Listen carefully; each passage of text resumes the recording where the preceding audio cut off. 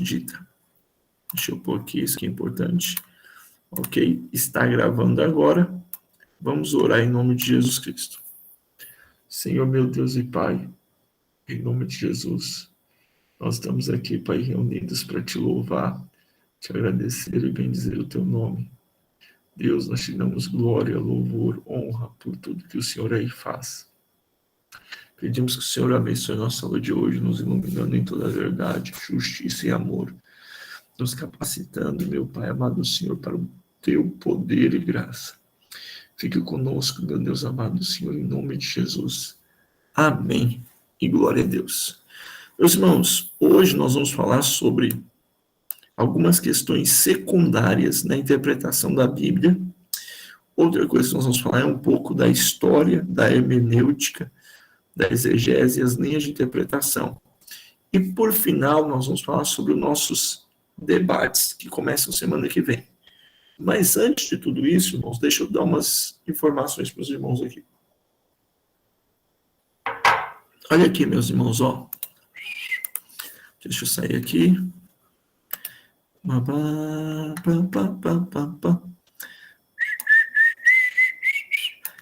Oh, desculpa, meu anjo. Não é para subir. Eu sei que barulha aí muito. Vamos lá. Aqui, irmãos. Os irmãos estão vendo a matéria de geografia e costumes bíblicos. Tem as videoaulas, além das aulas do nosso irmão Judá. Certo? Tem as atividades, meus irmãos, de aprofundamento.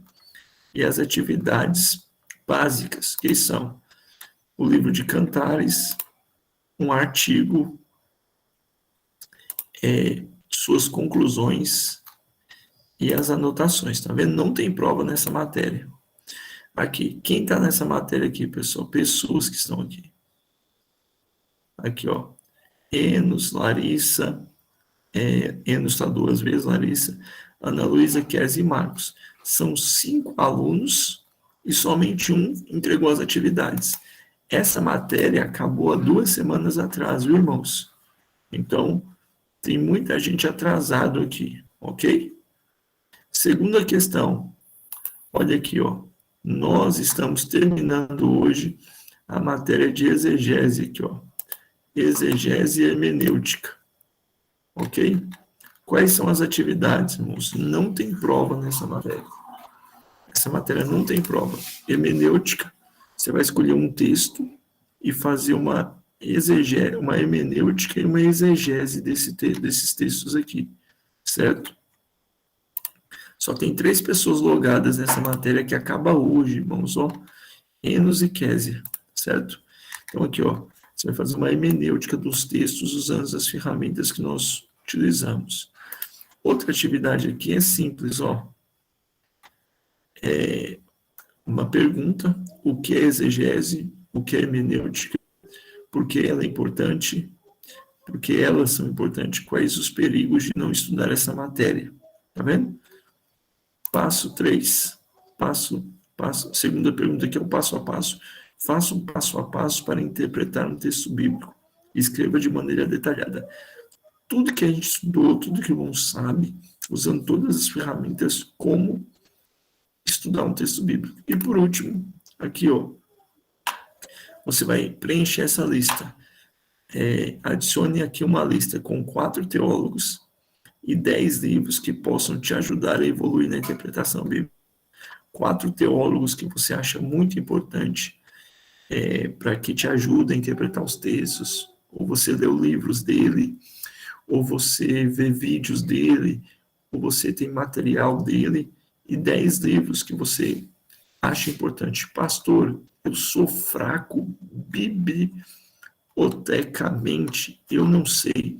Então você vai pesquisar na internet, vai olhar as referências e vai ver os melhores para vocês. Aqui tem 2 aulas gravadas já, e a aula tem aqui um vídeo de apoio, e a aula de segunda-feira passada eu mandei lá no grupo, certo, irmãos?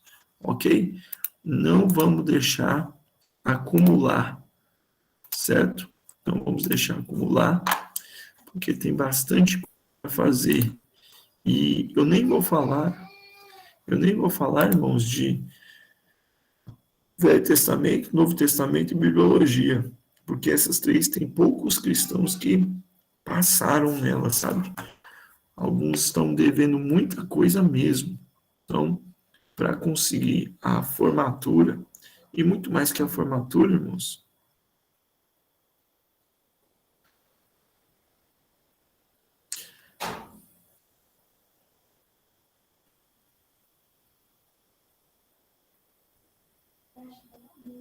só responder aqui. O mais importante é o conhecimento.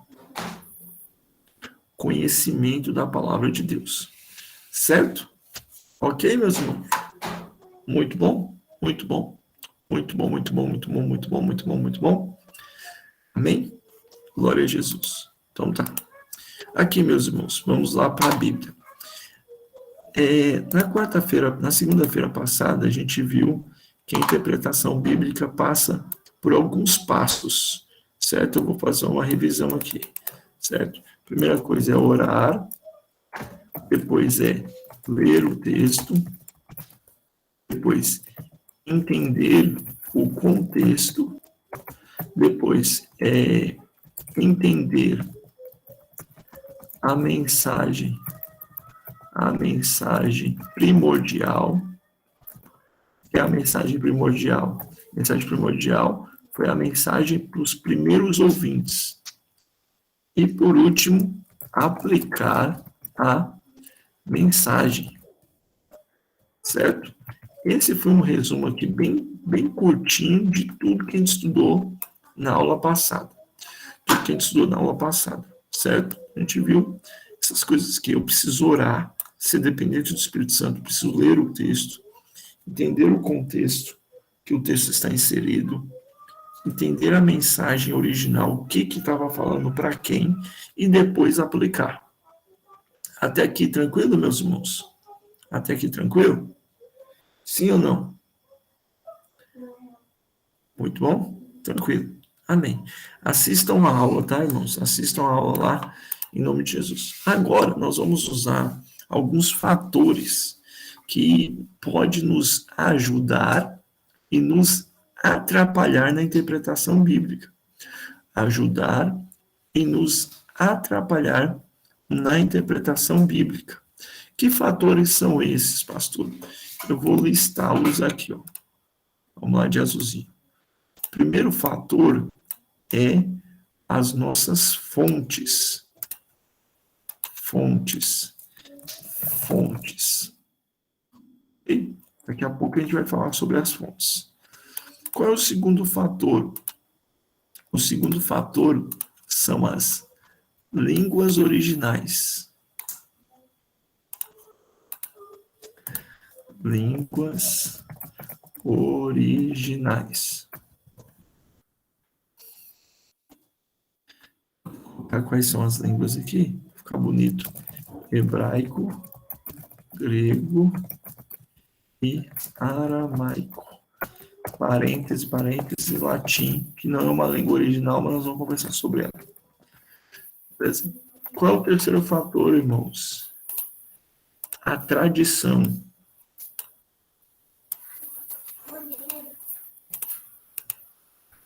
Tradição histórica. E por último, vou colocar aqui minhas experiências.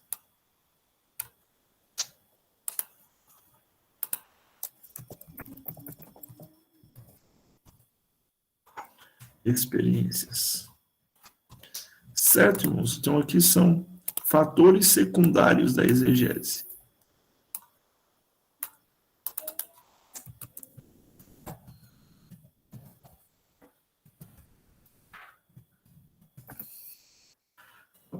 Muito bom, muito bom. Muito bom. Aqui, coloquei aqui, experiências, muito bom. Larissa, sobre qual dos 4 pontos você quer que eu comece falando? Sobre as fontes, sobre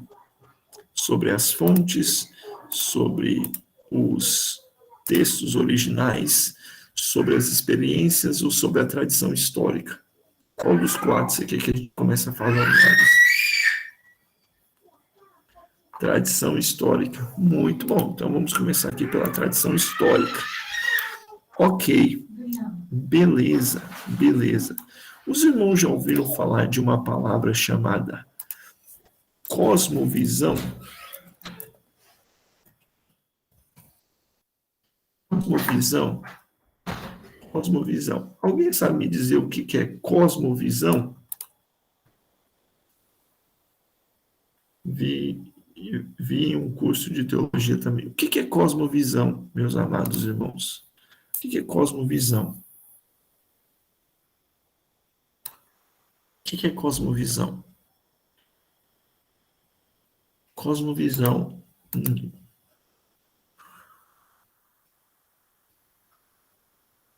Muito bom. Muito bom. Não são os meus. Não, isso, você respondeu tudo. Mas cosmovisão são os princípios, os valores, as crenças de um indivíduo ou da sociedade que ele está inserido. E por que a tradição histórica e a cosmovisão é um ponto positivo ou um ponto negativo para a interpretação da Bíblia? E aqui, irmãos, eu estou explicando isso aqui, claro que nós temos que orar tudo isso aqui, certo? Temos que estudar tudo isso aqui. Mas eu estou falando que a gente tem que, quando for para a palavra de Deus, nós temos que ficar. A interpretação verdadeira é isso aqui, ó. Essas questões que eu vou citar para os irmãos é para a gente ter um cuidado. Não é desprezar, mas ter um cuidado. Por exemplo, o argumento mais forte de um católico contra um protestante é a tradição histórica. Eles sempre puxam que para você ser um cristão de verdade, você tem que seguir o caminho histórico que a igreja serviu, que a igreja entregou, que a igreja montou. Então eles dizem que tudo foi construído porque primeiro Deus fez uma igreja, depois a palavra. Qual que é o problema, irmãos? Quando a gente fala disso aqui, nós temos cosmovisões. Nós, irmãos, temos uma tradição histórica. Por exemplo, a igreja, existem duas igrejas. A igreja universal, que é a igreja dos santos que vão se encontrar com Cristo, e existe a igreja terrena, a eclesia, chamados para fora. A universal, ela está isolada de ser afetada. Pois é, eles sempre apelam para isso. A eclesia, né, os chamados para fora, a Igreja Universal de Cristo, a grande Assembleia de Deus lá no céu, a grande reunião dos santos, ela não está afetada por condições políticas, por condições sociais, por condições econômicas, por pecado. Ela é santa. Certo? Ok. Mas a igreja local, ela tem todo esse aspecto. Tem todo esse aspecto. E por que eu falo? Porque na hora que a gente vai interpretar a Bíblia, nós temos que lembrar que o nosso coração, ele vem rodeado de tradição. Um assembleano tem a tradição assembleana, um batista, um independente, um presbiteriano, ele tem essas tradições protestantes dentro dele. Além das tradições protestantes que existem dentro dele, existe uma coisa que é os seus traumas com a igreja dele ou outras. Além disso, ele tem uma família que o cerca. Além dessas famílias que o cerca, existe um bairro em que ele vive, uma cidade que ele vive, certo? Então, por exemplo, alguém que teve sua família destruída por causa da fé do outro, vai ter uma grande resistência a viver verdadeiramente uma fé. porque ele é rodeado de uma tradição, de uma cosmovisão. E essa tradição histórica, irmãos, eu estou falando da nossa própria história, como da história de onde eu estou inserido. E por que eu estou falando isso aqui com os irmãos? Porque às vezes, irmãos, nós escutamos sempre falar as mesmas coisas, ou escutamos sempre as mesmas pessoas, ou ouvimos sempre, ou pensamos a mesma coisa, que a gente fica preso a uma cosmovisão, ficamos presos a uma tradição, e quando a gente vai para a Bíblia, a gente quer empurrar toda a nossa tradição, toda a nossa cosmovisão na Bíblia. E isso a causa tendo um grande problema. E por incrível que pareça, irmãos, por mais absurdo que seja, isso é super comum, super comum. As pessoas querem empurrar sua visão para a Bíblia, para a Bíblia. Sim ou não? Sim ou não? Quantas igrejas que o credo da igreja, e eu não digo de igreja católica, tá, irmãos? Eu estou falando no meio protestante. Quantas igrejas que o credo da igreja tem o mesmo nível que a Bíblia, que os livros têm o mesmo nível que a Bíblia, e isso não pode ser aceito. Por exemplo, pessoas que viveram em famílias onde, pessoas em que viveram em famílias onde os líderes da família eram omissos, não teve pai, o pai foi omisso, os irmãos foram omissos, e foi criado pela avó, pela tia, pela mãe, tendem mais, são mais inclinados a aceitar a ideia de uma pastora, certo? Porque está acostumado a uma liderança feminina, ok? Então, assim, pessoas de lares muito resistentes tendem a procurar uma igreja que seja mais flexível para não repetir os traumas. E isso eu falo de maneira ampla, ampla. Existem, por exemplo, quer ver uma pergunta? Uma coisa bem simples. Vamos falar de irmãos históricos respeitáveis que nós amamos, são crentes salvos em Jesus. Chega para um irmão presbiteriano e pede para ele explicar, por que eles batizam crianças. Então, moço, vai virar, vai mexer, vai virar, vai mexer. Aí vai falar que no Jordão, quando o povo de Israel, isso é sério. O povo de Israel, quando atravessou o Mar Vermelho, eles estavam abaixo do nível das águas e saíram do outro lado e passaram pelo nível da água, por baixo do nível da água, velhos, mulheres, crianças, e ali o Senhor estava batizando eles no Mar Vermelho. E eu não estou falando, irmãos, do irmão Zé das Couves, que não teve acesso à teologia. Eu estou falando de grandes teólogos sérios. Não estou falando assim de um nível de teologia. A tradição pesa bastante nesse caso. Os irmãos estão entendendo? Os irmãos estão entendendo? Então, isso aqui a gente tem que tomar bastante cuidado. Por quê? Tomar bastante cuidado para que quando a gente estiver diante da Bíblia, a gente não sofra isso. Isso aqui não quer dizer também, irmãos, eu estou falando a parte ruim, isso não quer dizer que como comunidade nós tenhamos as nossas tradições.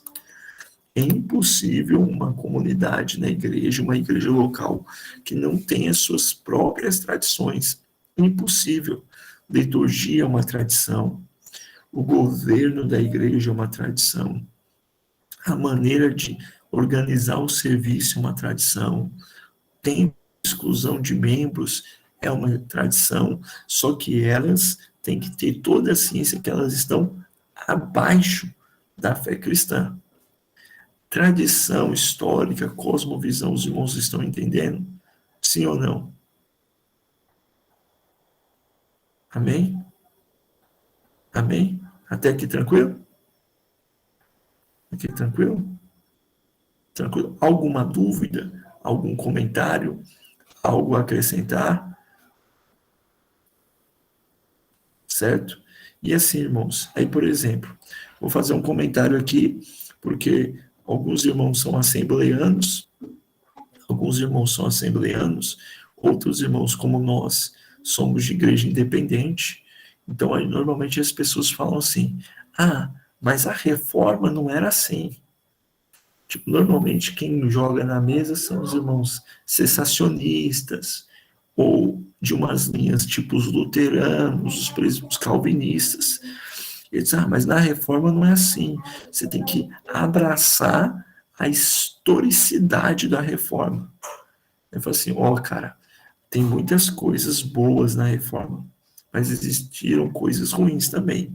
E se for ter que abraçar toda a história da igreja, a gente é obrigado a abraçar a igreja católica. Então, a história, a tradição é importante, muito importante, mas eu tenho que entender que aquilo é um exemplo, aquilo é um rumo, ok, meus irmãos? Porque, vou dar um exemplo assim grotesco. Você teria coragem de mandar matar ou consentir com a morte de um irmão que defende um ponto teológico diferente do seu? Sim ou não? Os irmãos teriam essa coragem? Ah, eu. Não, não. Pois é. Durante a reforma, os reformadores permitiam que os matassem os batistas, os anabatistas. Então, assim, tem que entender que a gente tem que olhar a parte boa, entendeu? Amém? Então, fiquemos nesse ponto. Fiquemos nesse ponto, certo, irmãos? Fiquemos nesse ponto.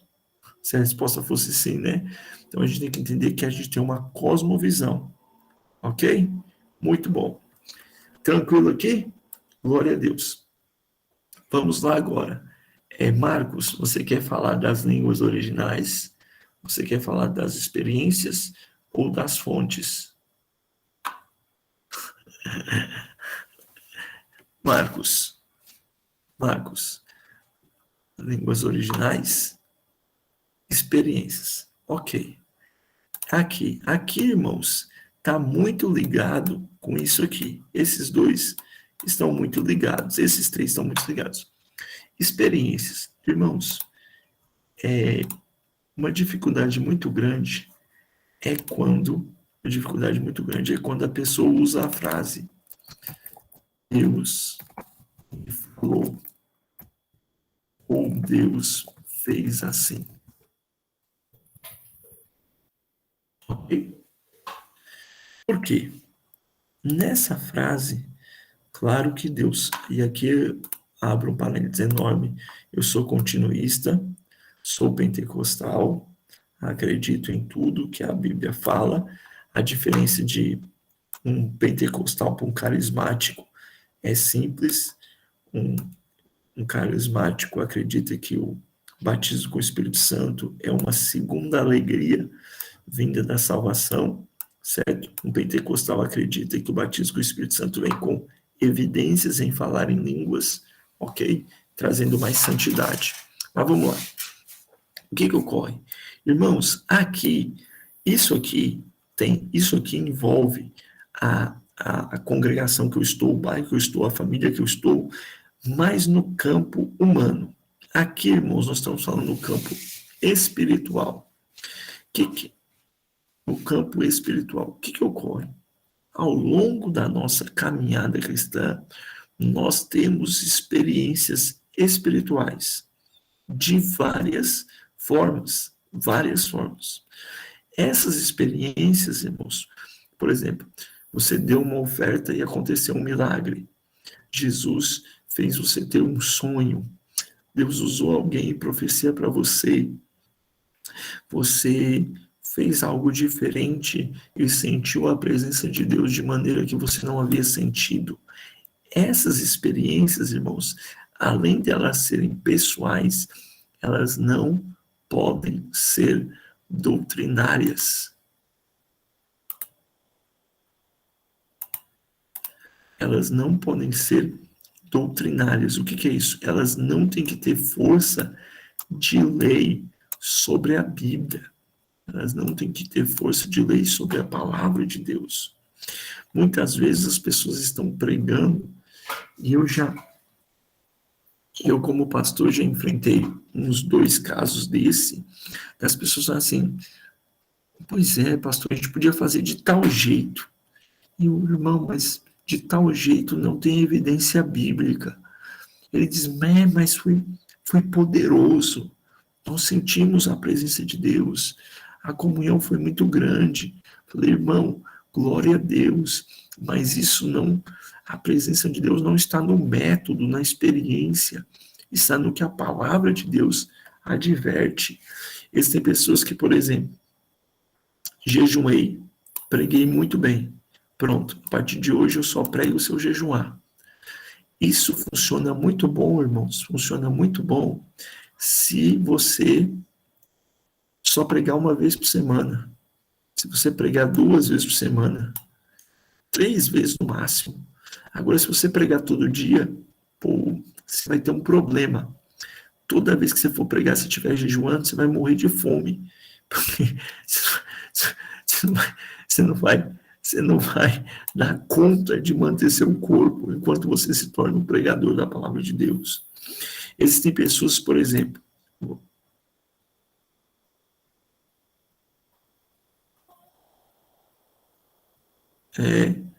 isso, assim, tem isso também. É claro que eu concordo com você. Eu concordo com você, Larissa, completamente. Eu sei que, só que em contrapartida tem pessoas que pregam sem o mínimo de alegria, sem o mínimo de expressão, e eu não falo que precisa gritar, não. Pessoa, Jesus morreu na cruz por você, irmão. Como se estivesse contando um luto. Então, é a vivência, mas concordo com você. Então, irmãos, a experiência não pode, irmãos, a experiência não pode fazer com que nós interpretemos a Bíblia de uma maneira errada. É claro que Deus nos dá experiências para entender os textos. Eu sei que, por exemplo, Atos dos Apóstolos já era marcante na minha vida.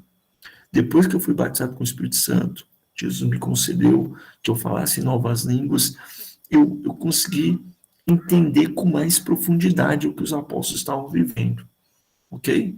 Então, por exemplo, eu prego com toda a convicção que Jesus cura, mas quando Jesus te concede a oportunidade de ser curado e ver alguém curado, é claro que isso traz muita evidência sobre você, mas também não pode ser desqualificante da palavra de Deus. Eu nunca expulsei um demônio, então eu não vou falar que Jesus expulsa demônio. Eu nunca.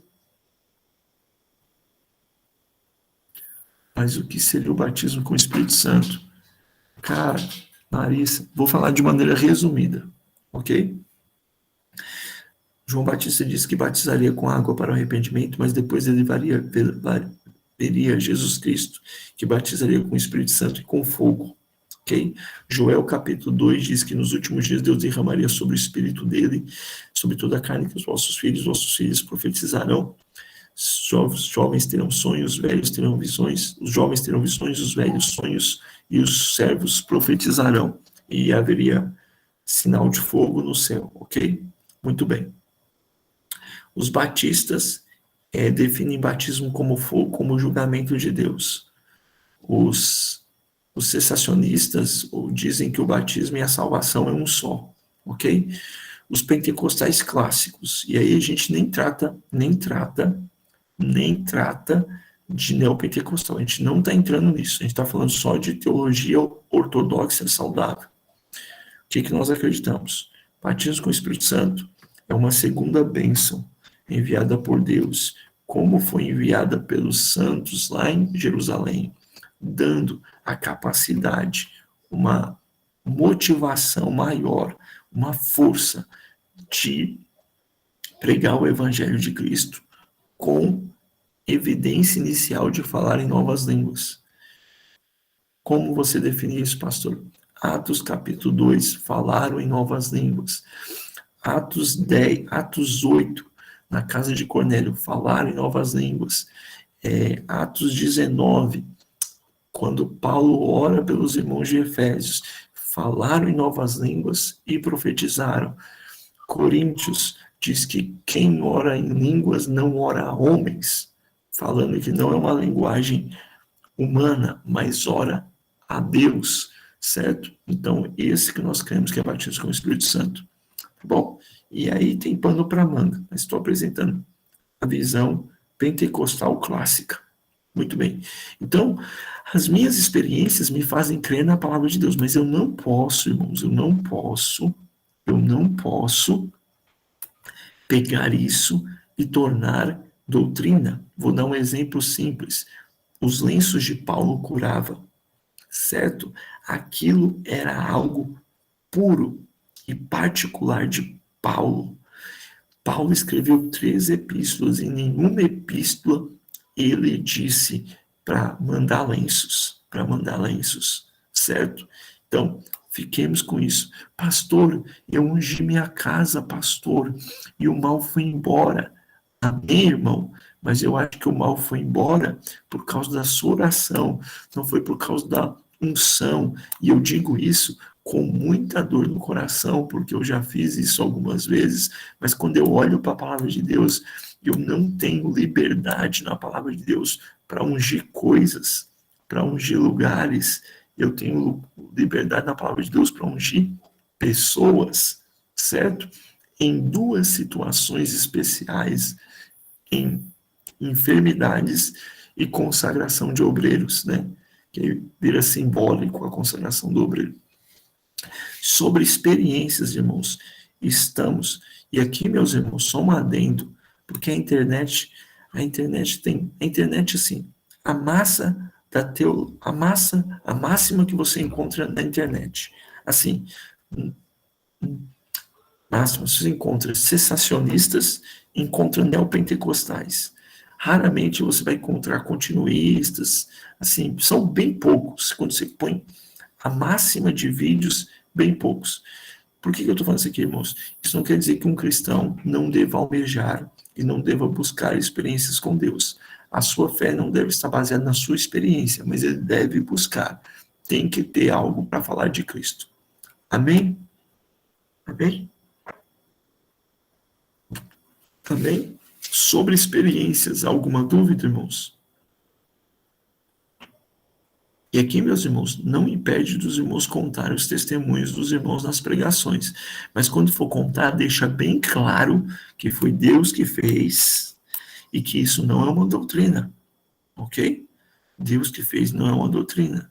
Por exemplo, tem um caso do pastor que a irmã pediu para fazer lama e passar no olho do menino. O pastor fez lama, passou no olho do menino, o menino foi curado. Uma vez só para nunca mais. Uma vez só para nunca mais. Então, aquilo foi uma experiência particular do irmão que só resta a eternidade para explicar. Certo? Ok. Muito bom. Sim. Efésio diz que nós só tivemos um batismo. E esse batismo é o batismo da salvação. Nós fomos salvos em Cristo Jesus. Fomos lavados no Espírito para sermos salvos. Ok? Experiência da salvação. Ok? Batismo com o Espírito Santo, revestimento de poder. A promessa de Atos dos Apóstolos.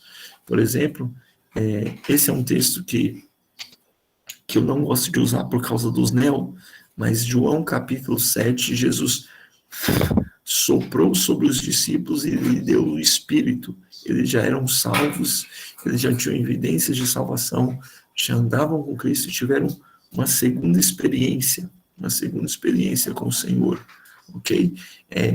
Paulo, no caminho de Emaús, no caminho de Damasco, é salvo pelo Senhor. ouve a voz de Deus.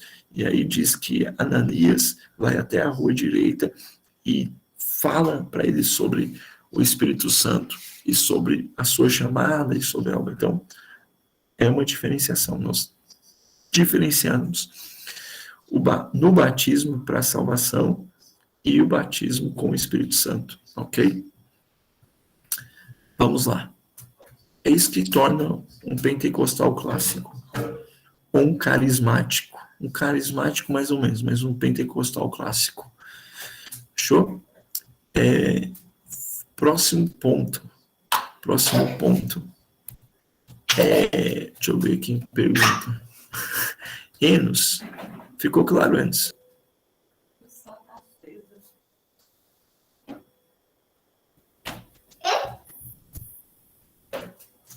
Ok. Enos. Fontes ou línguas originais? Qual o próximo ponto que vocês querem que comente? Fontes ou línguas? Línguas originais. Glória ao Senhor. Irmãos, aqui ó, línguas originais. Quem fala muito bem disso é o pastor Rômulo Monteiro. O que ocorre? Os irmãos já viu que ficou meio que na moda. Qualquer pessoa fala assim, mas no grego, mas no hebraico, mas no aramaico, certo? Já viu parar que tem pessoas que assim, no grego diz tal coisa, e aí, por exemplo, quer ver? E aí a pessoa acha que acabou o papo. Quer ver uma pessoa que tem uma ideia totalmente precipitada do grego? É uma pessoa assim, com todo o respeito, R. Soares. Ele encontrou em um dicionário bíblico que orar é determinar. Em uma tradução do grego, ok? E aí ele, orar é determinar. Então, eu determino saúde sobre sua vida, eu determino tal cura, eu determino, porque orar é determinar. E ele achou a tradução do grego. E aqui, irmãos, deixa eu pôr um parênteses aqui, porque aqui é um curso teológico e os irmãos são inteligentes, tá? Irmãos, você vai na igreja e tem alguém orando assim, eu profetizo vitória sobre você, eu profetizo. E aí tem pessoas que rapidamente chamam aquele cara de herege, ou eu determino sobre a sua vida. Irmãos, a gente não sabe quanto tempo ele está na fé cristã. A gente não sabe o quanto que ele se alimentou da palavra de Deus. Às vezes, ele está simplesmente repetindo a experiência dele com a cosmovisão cristã. Não quer dizer que aquele irmão seja um herético, ok? Certo? Agora você deve desconfiar mesmo se a pessoa está muito tempo na caminhada cristã, tem conhecimento bíblico, você observa que a pessoa tem conhecimento bíblico e continua com essas palhaçadas, certo? Porque eu já vi pessoas desclassificar um culto inteiro. O culto estava bom, Jesus estava lá, a palavra foi bíblica e o irmão, na hora de orar, falou, eu determino. Ele falou assim, tá vendo aí o diabo agindo? Os irmãos estão entendendo, irmãos? Tem que ter bom senso teológico, para não ficar igual um pastor que eu conheci. O pastor que eu conheci, ele estudou tanta teologia, não foi meu pastor, graças a Deus, mas estudou tanta teologia que ele tinha dificuldade de ouvir os outros, porque não tinha uma boa homilética, não tinha uma boa exegese. Às vezes a pessoa se precipitava na interpretação. Só que isso, irmãos, claro que a pessoa não pode ficar no mesmo nível. Uma igreja não pode ser firmada num nível pequeno, mas a pessoa deve entender que existem irmãos que estão na caminhada, ok? O que eu não posso é aceitar isso para mim. Eu vou congregar numa igreja que os oficiais, os ministros são sempre fracos. Não vou. Eu vou entender isso aqui. Amém, irmãos?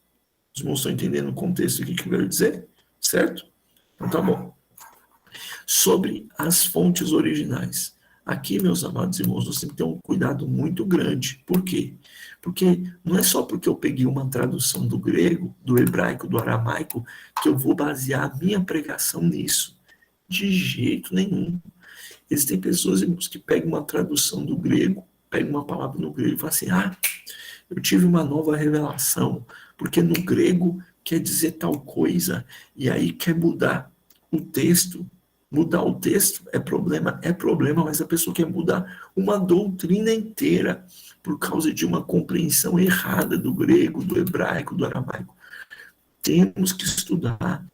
Eu, particularmente, tenho vontade de estudar muito isso aqui, mas o que eu entendo? Tem que entender que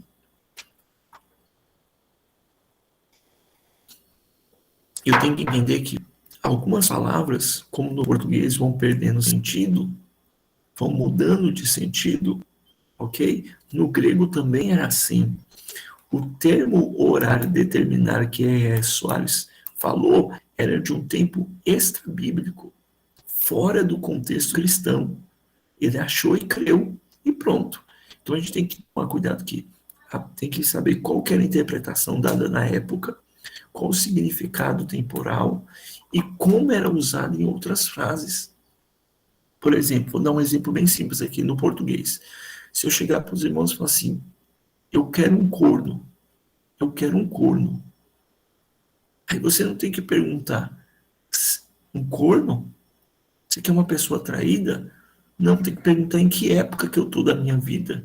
Porque dependendo da época que eu estiver falando, eu posso estar falando de chifre, eu posso estar falando de boi, eu posso estar falando de cabrito. Dependendo da época, eu posso estar falando de uma pessoa traída.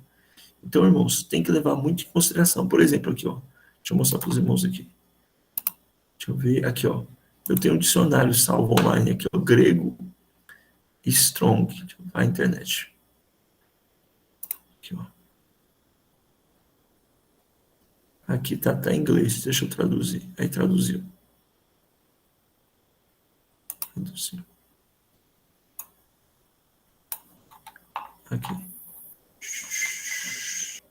Aí, meu filho, traduz. Você sempre traduz, meu filho. Vamos lá. Aqui. Pronto. Pegar a palavra aqui. Tem a palavra em grego. Substantivo feminino. Transliteração. Pizzi. Definição. Fé, fidelidade. O que pode ser? Fé, crença, confiança, confiança, fidelidade, fidelidade. E aqui, irmãos, vem um monte de exemplos onde fé é aplicado, cada um com uma interpretação diferente. Então, quando a pessoa fala assim, mas no grego quis dizer tal coisa, pois é, tem que saber em que contexto quis dizer, em qual contexto quis dizer. Porque existem pessoas, irmãos, que duas coisas que você nunca pode montar uma mensagem. Você nunca deve montar uma mensagem em uma história e nunca deve montar uma mensagem em um texto do grego, uma palavra do grego, certo? Isso serve para você trazer uma luz, serve para você trazer uma explicação. Olha, ajuda você a compreender, mas eu tenho que tomar o cuidado para ver se eu estou usando a língua original de maneira correta. Pus o latim aqui, irmãos, porque tem a Vulgata Latina de 300 anos depois de Cristo, que a igreja que é como base da Bíblia Católica. E é muito bom pegar, viu, irmãos? Tem uns versículos que eles traduzem muito bem, ajudam a entender. Ok, irmãos? Sobre línguas originais, os irmãos estão entendendo? Então é muito bom estudar o grego, muito bom estudar o hebraico, o aramaico, mas eu tenho que ponderar que então, por exemplo, outras pessoas que entenderam errado, Yeshua, sou cego de Yeshua, porque nome não traduz, as pessoas que chamam Jesus de Jesus está errado, Yeshua. E aqui, irmãos, uma vez um irmão chegou para mim com esse papo aqui, e aí eu rebati ele com a experiência. Falou, não, no original Jesus é Yeshua, quem chama Yeshua de Jesus é um blasfemo, é um romano. Falei, irmão, só uma pergunta aqui, eu não quero entrar em debate com o irmão, não, mas só uma pergunta aqui. Se o nome de Jesus mesmo é Yeshua, e quem chama Jesus por Yeshua, quem chama Yeshua por Jesus está errado, por que que os demônios vão embora quando a gente manda eles embora em nome de Jesus?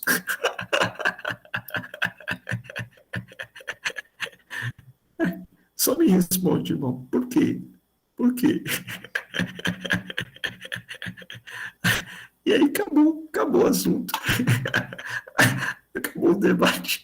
Toda a revelação do grego que o irmão tinha conseguido, acabou. É porque o nome de Jesus é poderoso. Em português, em espanhol, em qualquer língua que for, ele é soberano. Então, amém? Amém, meus irmãos? Deu para entender aqui o perigo do grego? Tudo isso aqui, irmãos, são coisas boas e ruins, são fatores secundários. A gente tem que estar antenado. Eu devo olhar para as minhas experiências quando for pregar? Sim. Eu devo olhar para a tradição? Sim. Eu devo olhar para o grego? Sim. Eu devo olhar as fontes? Sim. Mas eu tenho que entender que nada disso deve ultrapassar o poder da palavra de Deus. Nada. Amém? E por último, as fontes. As fontes, irmãos, as fontes é o seguinte: todos os nossos livros são compostos por homens. Homens, certo? Ok? Muito bem. Eu estava conversando isso com Deus. Com Deus não, com Neidson. E eles são falhos. E Jesus permitiu que as falhas deles chegassem a nós. Por que eu estou falando isso aqui, irmãos? Que, por exemplo, quando você vai estudar teologia, você vai nas fontes, você vai ouvir os homens. Você não pode ser menino. O que é um menino? Um menino, gente, é tudo ou nada. É por isso que a visão ateia é uma visão muito simples, muito infantil de ver o mundo. Se Deus existe, o mal não pode existir. Se o mal existe, Deus não existe. É uma visão infantil de encarar as coisas. Certo? Por quê? Porque adultos sabem que as coisas são muito mais complexas. Adultos sabem que as coisas são muito mais complexas.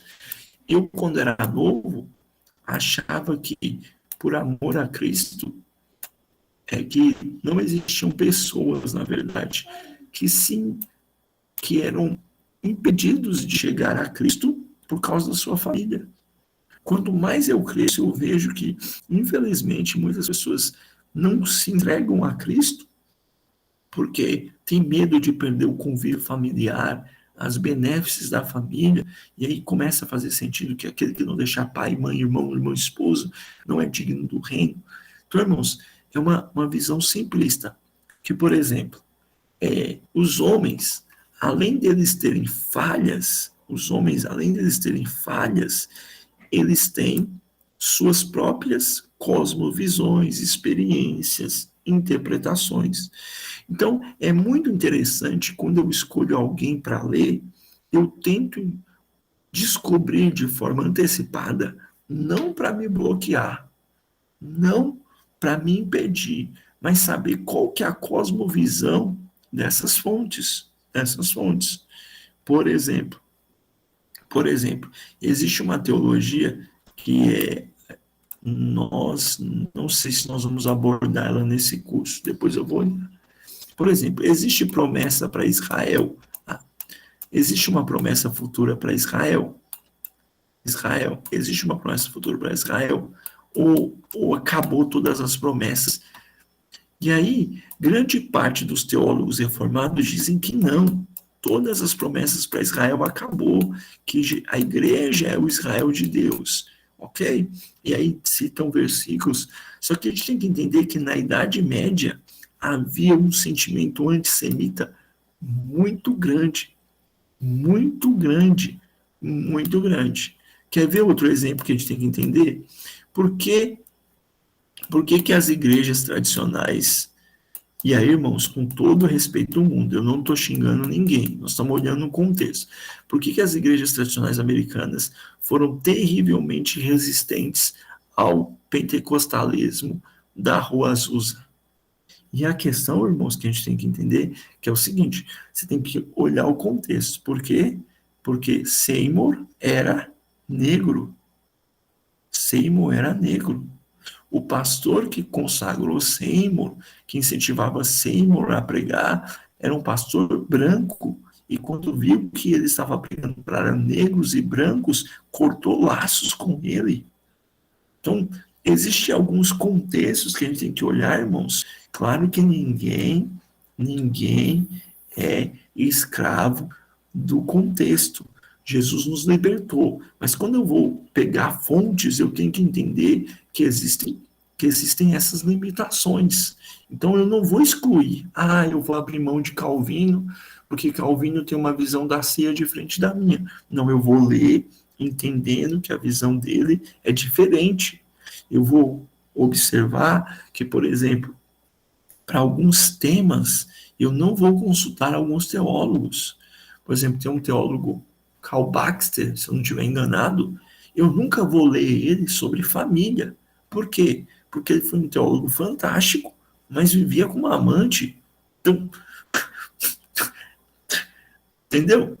Então, Spurgeon, santo homem de Deus, Spurgeon, santo homem de Deus, fumou grande parte da sua vida e ele se arrependeu, mas ele fumou grande parte da sua vida. Estava conversando com o Neidson, o irmão Neidson, que vai ser professor de vocês, que Thomas Miller, que é o apóstolo da fé, ele era contrário a comentários bíblicos. Então, quando eu vou para minhas fontes, que são homens, escritores, entender o contexto da igreja que ele está, entender o tempo que ele está, ajuda muito a dar uma filtrada,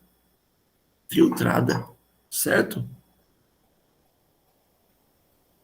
Os irmãos estão entendendo isso aqui, irmãos? Os irmãos estão entendendo? Tá claro isso aqui, irmãos? Tá claro?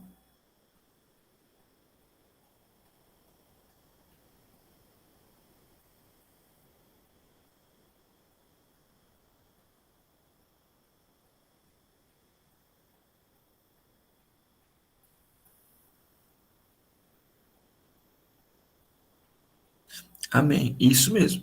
Aí eu não posso duas coisas, eu não posso tomar dois caminhos. Primeiro caminho, eu não devo ser infantil. Eu não devo ser infantil. O que é infantil? Não. Fulano de tal é excelente nisso, mas eu vou desprezar tudo por causa desse ponto.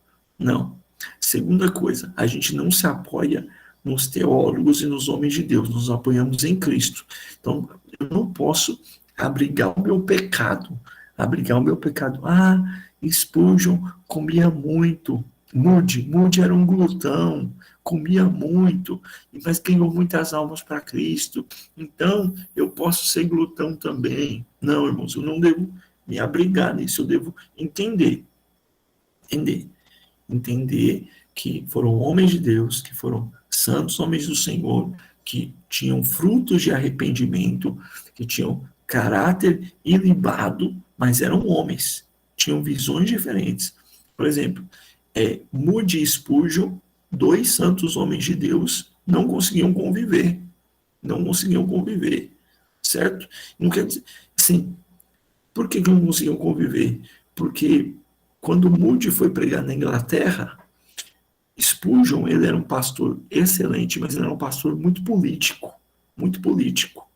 E ele pregava e brigava contra a igreja anglicana. E Moody era mais evangelista do que pastor.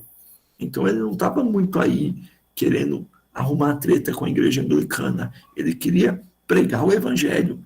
E aí Spurgeon ficava com raiva de Moody. E Moody ficava com raiva de Spurgeon porque Spurgeon fumava. Santo de Deus. Mas que simplesmente, não estou falando que um guardava rancor do outro, que um queria matar o outro. Não é esse tipo de rusga. É tipo de afinidade. Por exemplo, você faz parte de uma igreja porque você não tem afinidade com outra. E eu não estou falando que você não ama os irmãos de lá, que você não considera os irmãos santos. É porque afinidade acontece, certo? Não pode deixar o diabo usar a falta de afinidade para virar ira, para virar contenda. Mas tem, infelizmente tem. Amém, irmãos? Então, esses fatores secundários nos ajudam muito a entender a Bíblia, mas nós devemos sempre ponderar sobre isso. Ponderar sobre isso. Então, não devo me apegar ao pecado porque as pessoas erraram e não devo jogar fora todos os escritos. Por exemplo, eu li um livro, o primeiro livro que eu li esse ano, irmãos, o primeiro livro que eu li esse ano foi A Volta do Filho Pródigo. Quem escreveu? Um padre. E aí, um padre da década de 80, lá, 1800 e pouco. Não, eu nunca vi ninguém explicar com tanta profundidade a parábola do, do filho pródigo. Pronto, amém. Ah, o padre explicou muito bem a parábola do filho pródigo, com profundidade eu vou virar católico. Não, mas o livro é profundo. E glória a Deus, lições preciosas. Amém. E ponto final. Vocês não estão entendendo? Não estão entendendo?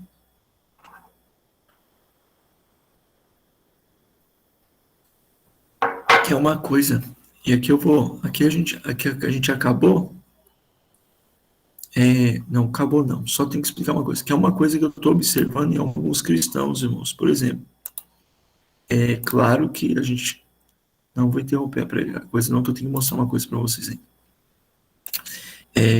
É o que eu tenho observado em alguns movimentos, sabe, irmãos? As pessoas vão até a internet, escutam, por exemplo, Augusto Nicodemos, excelente teólogo, excelente teólogo, excelente teólogo. E o que ocorre? Ah, Augusto Nicodemos é o quê? Ele é presbiteriano. Então vou procurar uma presbiteriana para mim. Chega na presbiteriana, o pastor da presbiteriana não é Augusto Nicodemos, é outro pastor, homem de Deus, qualificado, mas não Augusto Nicodemos. A congregação não é a igreja de Augusto Nicodemos, não é a igreja de Hernandes de Lopes. E aí ele se sente frustrado. E ao invés de ele procurar uma igreja saudável para congregar, ele despeja sua insatisfação na igreja. E aí emburra, tal. Então, assim, eu vejo que isso acontece muito com todo mundo. Vê um pregador grande, a igreja dele deve ser boa, eu vou para lá. Vai para a igreja, e aí o convívio é diferente, a rotina é diferente do que o púlpito. Então, tem que ter essa maturidade. Certo? Amém? Amém? Amém, amém, amém, amém? Amém. Então, só um detalhe aqui, irmãos. Deixa eu mostrar uma coisa para os irmãos aqui. Tem alguma dúvida? Alguma dúvida sobre isso aqui? Dúvidas?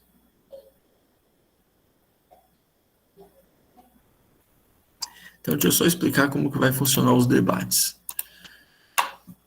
Eu sei que está bem explicado lá no texto, irmãos, mas deixa eu só reforçar aqui para ter certeza que ficou claro e ficar gravado.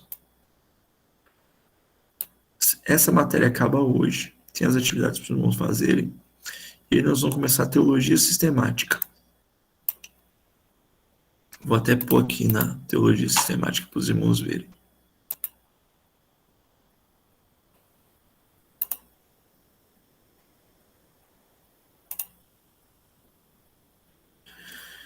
Só mudar aqui para os irmãos verem, só um minutinho aqui.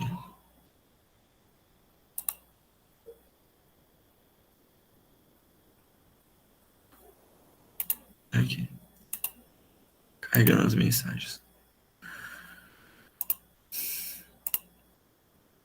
Tchum, tchum, tchum, tchum, tchum. Glória a Deus, glória a Deus, glória a Deus. Aqui.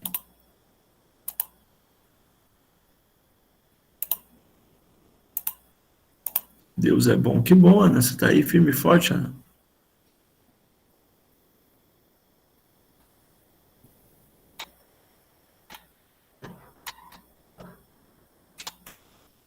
Aqui, teologia sistemática. Atividades. Irmãos, teologia sistemática daqui. Tem uns vídeos aqui. Tem uns vídeos. Aqui as atividades. Ó, o debate vale 20 pontos. Eu vou alterar essa data. E a avaliação final vale 80, tá, irmãos? A avaliação, ela é densa, tá? Então, o irmão tira o tempo para fazer a avaliação, porque ela é bem grande, certo? Então, você vai ter que importância, quais materiais foram estudados, quais matérias foram estudadas, quais matérias você julga mais importante, o que é teologia, cristologia, pá. Beleza? Então, aqui é pesado, certo? Então, ok, tem um material aqui de vídeo, tem um material de apoio para os irmãos lerem, tem outros materiais. E os debates, como que vão funcionar os debates, irmãos? Os debates não é para ninguém brigar com ninguém, não. Deixa eu colocar aqui, ó. O que vai acontecer? Nós iremos, para dinamizar a aula e a gente conseguir ver o máximo de conteúdo em menos tempo, nós teremos 5 rodadas de debate. Essa é a matéria, a maior matéria do curso. E talvez uma das mais importantes, porque aqui, propriamente dita, nós estamos estudando teologia. Então, aqui, ó.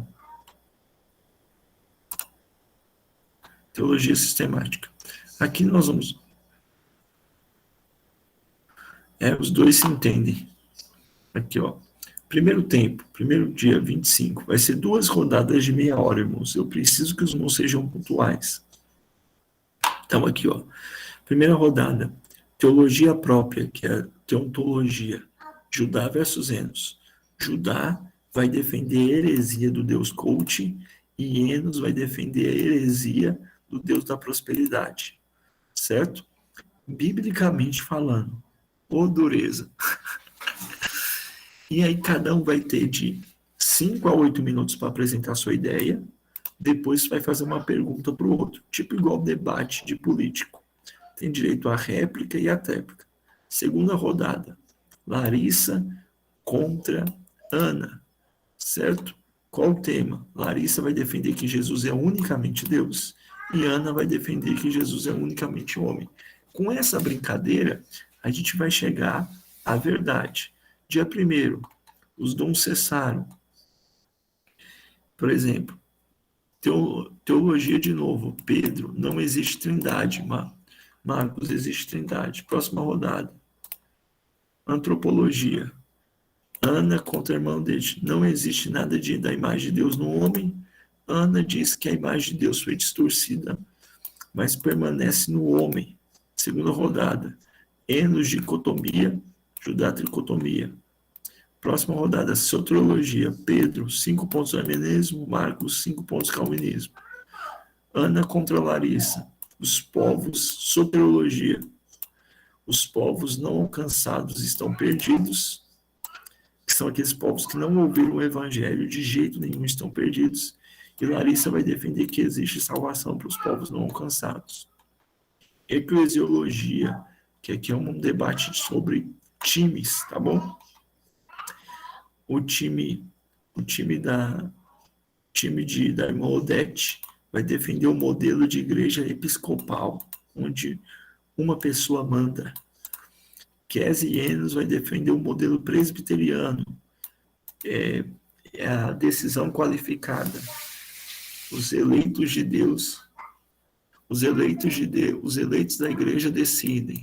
Larissa, Marcos e Dani vão defender o formato congregacional, que toda a igreja decide. Depois, para fechar, nós vamos ter o último confronto. Mulheres podem ser pastoras? Mulheres podem ser pastoras. Judá, Larissa, Marcos e Dani vão defender que sim. Enos, Késia, Ana e Mariodete vão defender que não. Aqui tem as especificações, tá bom, irmãos? E aqui, ó, os argumentos, não vale exposição de vídeos, pode preparar slide ou não, cada participante tem 5 minutos para apresentar sua visão. Após as apresentações começarem as perguntas, no final de cada rodada teremos a conclusão. Qualquer ofensa, tal, vai ser os debates. Por quê, irmãos? Porque é igual, tinha um irmão, deixa eu parar de compartilhar, tinha um irmão que chamava o curso teológico de estudo bíblico. Curso teológico não é estudo bíblico, irmãos. Claro que a gente estuda a Bíblia, mas o estudo bíblico você pode ser passivo. Você faz uma pergunta ou outra, faz uma colocação ou outra. Curso teológico tem que estudar, ó, tico e teco tem que funcionar. Então, eu quero que os irmãos estudem exponham, apresentem suas posições e defendam as ideias, certo? E nós vamos crescer em nome de Jesus Cristo. Há alguma dúvida, Santos?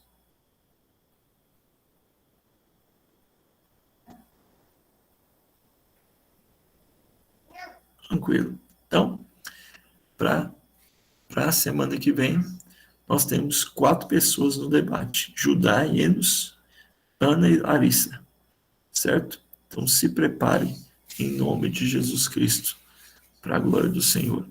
Vamos orar, irmãos, para a gente poder terminar a nossa aula. Vamos pedir. Está com o microfone, Marcos?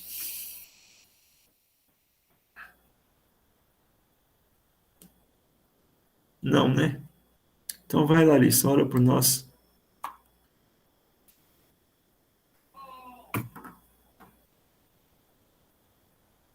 Então vai, Kézia, ora por nós.